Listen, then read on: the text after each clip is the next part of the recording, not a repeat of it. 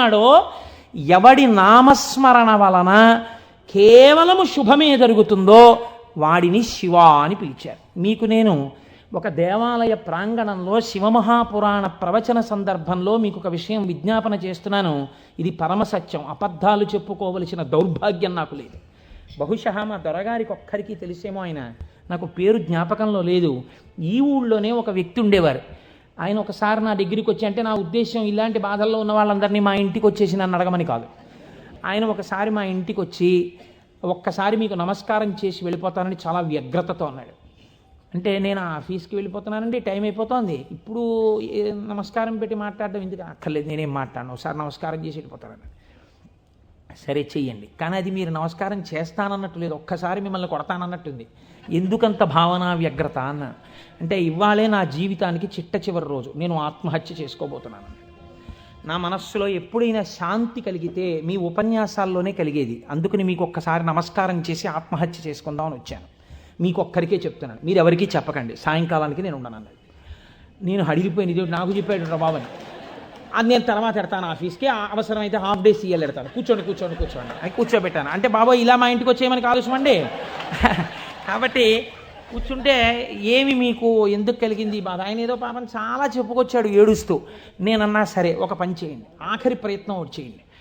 మీరు దీక్షగా 42 రోజులు శివాలయానికి ఎవ్వరికీ చెప్పద్దు. ప్రదోష వేళలో వెళ్ళి శివ ప్రదక్షిణం చేసి మీరు ఏమీ చెప్పకండి. మీరు చెప్పగలిగినంతసేపు శివాలయం అరుగు మీద కూర్చుని శివ శివ శివ శివ శివ శివ ఇదొకటే. ఒక 42 రోజులు ఈ దరిద్రాన్ని, మీ కష్టాలని అనుభవించి చూడండి అన్నారు. మీరు నమ్ముతారా? ఆ వ్యక్తి నా దగ్గరికి వచ్చి నా జీవితంలో ఆశించని రీతిలో నా జీవితానికి ఒక కొత్త మలుపు తిరిగిందండి, నేను వరంగల్ వెళ్ళిపోతున్నాను, నేను సెటిల్ అయిపోతున్నానని చెప్పాడు. ఆ వ్యక్తే నాకు ఈ మధ్యనే మళ్ళీ ఫోన్ చేసి, కోటేశ్వరారు ఇప్పుడు నేను ఎంత ఆనందంగా ఉన్నానోనండి, ఒక్కసారి మీరు ఏమైనా వరంగల్ వస్తారేమిటండి ఉపన్యాసాలకి, మీ దర్శనానికి వద్దాం అనుకుంటున్నాను, నేను కూడా కాకినాడ అన్నాడు. అయ్యా మీరు ఎప్పుడైనా కాకినాడ ఇప్పుడు అక్కర్లేదు, ఎప్పుడో తర్వాత వద్దురు కానీ, నేను వరంగల్ ఇప్పుడు మాత్రం రావట్లేదు, నేను వరంగల్ వస్తే చెప్తాను, అప్పుడు మీరు నా దగ్గరికి వద్దురు కానీ తప్పకుండా దర్శనానికి అన్నాడు. కళ్యాణి అందులో అంటారే, ఏతి జీవంతిమానందో నరం వర్ష శతాదపి అంటుంది సుందరకాండ. 100 ఏళ్ళు బతికిన వాడు శుభాన్ని చూస్తాడు. అందుకే తొందరపడి ఏదో సమస్య ఉందని ఆత్మహత్యలు చేసేసుకుంటాం, ఇలాంటి మాటలు అనకూడదు. కాబట్టి చూడండి, శివుడు ఉద్ధరించగలడు అనడానికి ప్రత్యక్ష ప్రమాణం మనకే ఉంది కదా. శివం అంటే మంగళం, శోభనం, శ్రేయస్సు, కళ్యాణం. ఏ శుభము నీకు కావాలన్నా శివానుగ్రహముగానే వస్తుంది. శివానుగ్రహము కలిగితే నీ ఇంట సర్వమంగళములు జరుగుతాయి. అందుకే శంకర భగవత్పాదాచార్య స్వామి శివానంద లహరిలో ఒక మాట అంటారు, అసలు శివ నిన్ను చూసి ఏదేదో అనుకుంటుంటారు, అసలు నీ స్వరూపం ఒక్కసారి ఆలోచించు. కరస్తే హేమాద్రౌ గిరిశ నికటస్తే ధనపతౌ గృహస్థే స్వర్భూజామరసురభిచింతామణిగణే శిరస్థే సీతాంశౌ చరణయుగళస్తే అఖిల శుభౌ కమర్థం దాస్యేహం భవతు భవదర్థం మమ మనః అంటారు. శంకర నాకు శుభం ఇయ్యని అడగడానికి నీకు నేనేమి ఇచ్చివను? కరస్తే హేమాద్రౌ, ఒక చేతిలో నువ్వు మేరు పర్వతం బంగారు కొండ పట్టుకున్నావు, బంగారు కొండే నీకుంది, ఇంకేమివ్వను? గిరిశ నికటస్తే ధనపతౌ, గిరిశ ఓ శంకర నీ పక్కన నవనిధులకు అధిపతి అయిన కుబేరుడు ఇలా నిలబడ్డాడు. నువ్వు ఎప్పుడు కుబేరా కొంచెం ఏమైనా 2 రూపాయలన్నా ఏంటి అనలేదు. ఆయనే ఎప్పుడు ఏమైనా అడుగుతావేమోనని ఇలా నిలబడ్డా, ఆయన కోరిక తీరలేదు. గిరిశ నికటస్తే ధనపతౌ, కుబేరుడు నీ పక్కన ఉన్నాడు. గృహస్థే స్వర్భూజామరసురభి చింతామణిగణే, నీ ఇంట కల్పవృక్షాలు, కామధేనువులు, చింతామణులు రాసులు పోసి ఉన్నాయి. ఎన్ని కామధేనువులు, ఎన్ని కల్పవృక్షాలో, చింతామణులతో గోడలు కట్టారు నీ ఇంట్లో. పోన్లేవయ్యా ఇవన్నీ ఉన్నాయి, కానీ నీకేదో మోక్షం ఇస్తాను, నీకేమైనా అనారోగ్యం వస్తే తగ్గిస్తానడానికి నీ యొక్క శిరస్సు మీద సీతాంశు చంద్రబింబం ఉంది, చంద్రరేఖ ఉంది, కాబట్టి మోక్షం ఇచ్చే అధికారం నీకుంది. ఇంకా నీకు నేనేమివ్వను? నాది నాది అన్నది ఒక్కటి ఉంది నా దగ్గర, నీది కాదని నా దగ్గర ఉన్నది అన్నది ఏమిటో తెలుసా? కమర్థం దాస్యేహం భవతు భవదర్థం మమ మనః. నాది అని అస్తమానం నన్ను బంధనంలో పడేసే ఈ మనస్సు నీకు ఇచ్చేస్తా, బుచ్చేసుకో. ఏదో రకంగా ఆయన పాదాల దగ్గర చేరడానికి శంకరాచార్యులు వారు మన కోసం చేసినటువంటి శ్లోకం కమర్థం దాస్యేహం భవతు భవదర్థం మమ మనః మమ అన్న చోట నేను అన్న శబ్దం శంకరాచార్యుల వారి కోసం అండి, ఆయన అపరశంకరుడు మన కోసం. ఇది జగద్గురువుల యొక్క కారుణ్యం. కనుక అటువంటి శంకరుడికి మీరేమి ఇవ్వాలి? మీరేమి ఇవ్వక్కర్లేదు. కానీ మీరు ఇలా నమస్కరిస్తే చాలు, ఒక్కసారి శివ అంటే చాలు, ఆయన పొంగిపోతాడు.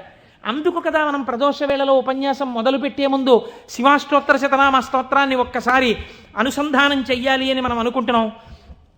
మీరు చూడండి, నేను ఇక్కడ మీకు ఒక గంభీరమైనటువంటి విషయాన్ని వాళ్ళ ప్రస్తావన చెయ్యాలి అని అనుకుంటున్నాను. ఆనందం వస్తే కళ్ళజోడు తీసేస్తూ ఉండడం, మళ్ళీ పెట్టుకు చూసుకుంటూ ఉండడం. బాగుందండి మీరు చెప్పింది, శంకరుడు అంతటి గొప్పవాడే, ఇంతవరకు బాగుంది. కానీ ఇలా ఆయన ఎప్పుడూ మా కంటితో మేము చూడని రూపంలో ఉండడమేనా, లేకపోతే మాకు ఇంతకన్నా ఏమైనా గొప్ప ఉపకారం చేశారా? కళ్యాణం, భద్రం, శ్రేయం, శోభనం, శుభం, వీటన్నింటికీ అర్థం కేవలం శుభాలు చేసుకోవడం, పెళ్ళిళ్ళు చేసుకోవడం, బూరులు తింటూ ఉండడం, గారులు తింటూ ఉండడం, ఇవేనా? ఇంకేమైనా చెప్పారా శంకరుడు? ఇవే నా అర్థం, నేను ఇవే మీకు చేసి పెడుతుంటానని ఏమైనా అన్నారా? దీన్ని మీరు చాలా జాగ్రత్తగా గంభీరంగా పట్టుకోవాలి. మీరు ఇది పట్టుకునే ప్రయత్నం చేస్తే శివపురాణం విషయంలో మీకు ఒక గొప్ప అవగాహన ఏర్పడిపోతుంది. కాబట్టి చెవులు రిక్కించి చాలా జాగ్రత్తగా వినే ప్రయత్నం చేయండి. కదిలినటువంటి శివుని యొక్క స్వరూపాన్నే నటరాజమూర్తి అని పిలుస్తాం. ఎదర వ్యాఖ్యానం పురాణంలో వస్తుంది, అప్పుడు నేను నటరాజ తత్వం గురించి, చిదంబరం గురించి చెప్తాను. అప్పుడు విందురు కానీ ఇప్పటికొకటి తెలుసుకోండి, తనలో తాను రమించిపోతున్నటువంటి శివుడు అలలు లేని సరస్సు. కాబట్టి తనలో తాను రమిస్తుంటాడు, కదలిక ఉండదు. ఇప్పుడు అదే శివుడు సృష్టికర్త, స్థితికర్త, ప్రళయకర్తగా ఉన్నాడు అనుకోండి, కదులుతూ ఉంటాడు. ఈ కదిలినప్పుడు నటరాజు నాట్యం చేస్తుంటాడు. నటరాజు సృష్టి స్థితి ప్రళయకర్త అయి నటిస్తున్నప్పుడు పక్కన దగ్గరగా ఎవరైనా నిలబడతారా? నిలబడి అలా చూస్తూ సంతోషపడిపోయే వాళ్ళు ఎవరైనా ఉన్నారా నటరాజుని? శ్రీ మహావిష్ణువు అంతటి వారు అసుర సంధ్య వేళలో మధ్యలో వాయిస్తూ ఉంటారు, శంకరుడు నాట్యం చేస్తుంటే. కాబట్టి ఉట్టిన ఏమీ చేయకుండా స్పెక్టేటర్స్ పాస్ అని చెప్పి ఏమైనా ఇస్తారా? రేపాక సుబ్బారావు సూర్యకళామందిరానికి ఇచ్చినట్టు ఇస్తే వెళ్ళి కూర్చున్న పాస్ పట్టుకుని మొదటి వరుసలో చాలా దగ్గరగా ఉట్టిన ఏ సహాయం చేయకుండా ఇలా చేతులు కట్టుకుని అబ్బా చాలా బాగా చేస్తున్నారండి అని ఇలా సంతోషంగా చూసేవాళ్ళు కూడా ఎవరైనా ఉంటారా సభలో? అంటే శాస్త్రం అంది ఇద్దరున్నారు, ఇద్దరే చూస్తారు. అలాగా మిగిలిన వాళ్ళందరూ నటరాజ తాండవమునందు సహాయం చేస్తుంటారు. ఆ ఇద్దరు ఎవరో తెలుసా? ఒకరు వ్యాఘ్రపాదుడు, ఒకరు పతంజలి. వీళ్ళిద్దరే చూస్తూ ఉంటారు. వ్యాఘ్రపాదుడి యొక్క శరీర అధోభాగం పులిగా ఉంటుంది, పతంజలి యొక్క శరీర అధోభాగం పావుగా ఉంటుంది. పతంజలి ఆదిశేషుని యొక్క అంశ. ఈ పతంజలి వ్యాకరణానికి మహాభాష్యం చేశారు. ఈ పతంజలి 1000 నాలుకలతో సమాధానం చెప్పేవారు. ఒకానొకసారి ఈ పతంజలి మహర్షి దగ్గరికి 1000 మంది శిష్యులు వచ్చి, అయ్యా మీ దగ్గర మేము వ్యాకరణం నేర్చుకోవాలనుకుంటున్నామని అడిగారు. పతంజలి మహర్షి అన్నారు, సరే మీకు 1000 మందికి నేను నేర్పుతాను ఏకకాలంలో. ఎవరు ఏ స్థాయిలో ఉన్నారో ఆ స్థాయిలో పాఠం చెప్పేస్తాను. మీకు ఉదాహరణకి వ్యాకరణం అంటే కొద్దిగా సంగీతంతో పోల్చండి. కొద్దిగా అమరిక కోసం సంగీతం నేర్పేటప్పుడు బాగా కీర్తనల్లోకి వచ్చేసిన వాళ్ళకి, ఇంకా సరిగమ పదనిసల్లో ఉన్న వాళ్ళకి, from the lowest string to the highest string కలిపి కూర్చోపెట్టి సంగీతం నేర్పడం కుదరదు. ఎందుకనంటే ఎవరికి వాళ్ళకే టైం ఉండాలి, వాళ్ళ స్థాయికి తగినట్టు వాళ్ళకి చెప్తూ ఉండాలి. వ్యాకరణ మహాభాష్యం చెప్పేటప్పుడు 1000 మంది 1000 రకాలైన ప్రశ్నలు వేస్తారు. 1000 మందికి ఒకేసారి జవాబు చెప్పాలి. కాబట్టి ఇప్పుడు తాను ఎలా చెప్పాలి?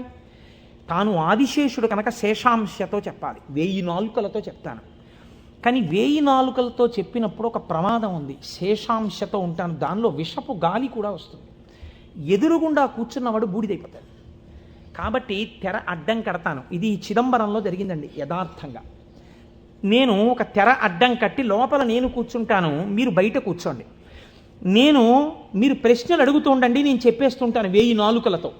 ఒక్క నియమం, 1000 నాలుకలతో నేను కష్టపడి 1000 మంది శిష్యులకు సమాధానం చెప్పడానికి కూర్చుని ఉండగా ఎవడైనా సరే నేను పాఠం పూర్తయిందనే లోపల లేచి వెళ్ళిపోతే వాడు బ్రహ్మరాక్షసుడైపోతాడని చెప్పి శాపం పెడుతున్నానన్నారు. 1000 మంది శిష్యులు కూర్చున్నారు. కొంతమందికి అసలు ప్రారంభంలోనే అనుమానాలు ఉంటాయి. అలాంటి వాళ్ళు కూడా ఉంటారు. ఇప్పుడు ఇది మోక్షద్వారం, ఇందులో దూరితే మోక్షం వస్తుంది అన్నాం అనుకోండి, ఇది ఎవరు పెట్టారండి అంటాడు. వెంటనే వాళ్ళు వచ్చారు. అసలు ముందు తెలుసుకోవడం కన్నా అనుమానాలు ఎక్కువ. అక్కడే పతనం ప్రారంభం.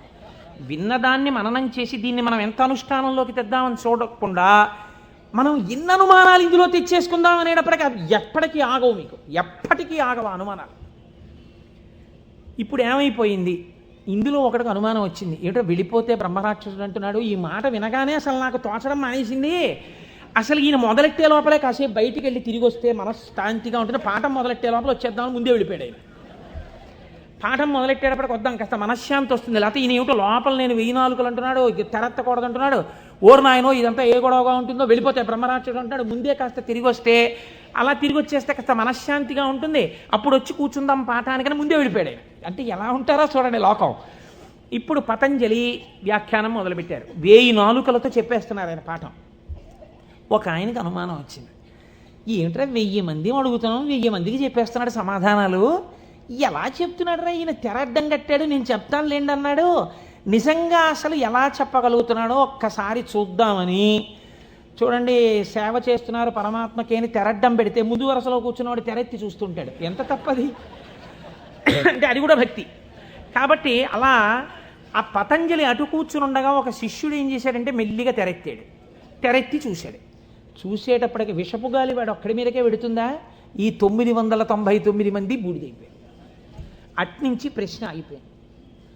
ఆగిపోగానే పతంజలికి అనుమానం వచ్చింది. ఏదో జరిగిందని ఆయన పాఠం ఆపి లేపి తెర తీసి చూశారు. బూడిద రాసులు ఉన్నాయి. అరేరే చచ్చిపోయారా 1000 మంది అనుకున్నారు. ఇంతలో పాఠం వినడానికి కొంచెం మనశ్శాంతితో వద్దామన్నవాడు వచ్చాడు. నువ్వు ఎక్కడికి వెళ్ళావురా అని అడిగాడు ఆయన.